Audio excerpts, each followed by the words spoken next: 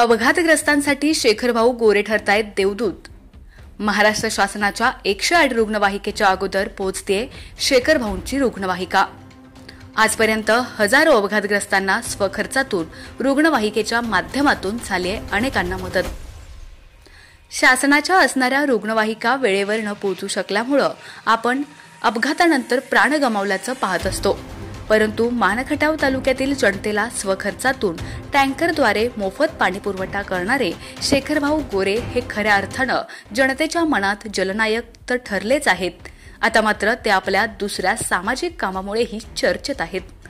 अपघात झाला की मान खटाव तालुक्यातील लोक सरकारी रुग्णवाहिकेला फोन करण्याऐवजी शेखरभाऊ गोरे यांच्या रुग्णवाहिकेशी संपर्क साधत आहेत।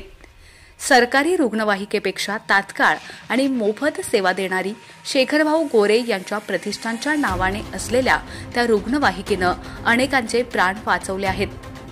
मान खटाव तालुक्यातील अपघातग्रस्त लोकांसाठी तात्काळ सेवा देऊन त्यांना वेळेवर दवाखान्यात पोहोचल्यानं अनेकांचे प्राण देखील वाचले आहेत।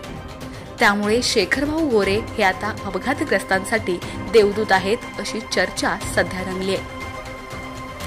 दुष्काळी जनतेला टँकरच्या माध्यमातून मोफत पाणीपुरवठा तर दुसरीकडे अपघातग्रस्तांना तात्काळ मदत करणारी शेखरभाऊ गोरे यांच्या प्रतिष्ठानची रुग्णवाहिका, यामुळे शेखरभाऊ गोरे यांना जनता आशीर्वाद देते।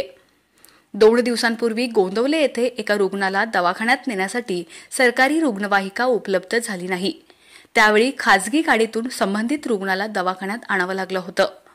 मात्र शेखरभाऊ गोरे यांच्या रुग्णवाहिकेशी संपर्क केला की काही वेळातच ती घटनास्थळी पोहोचून रुग्णांना तात्काळ मदत मिळवून देत उपचारार्थ दवाखान्यात दाखल करत असते।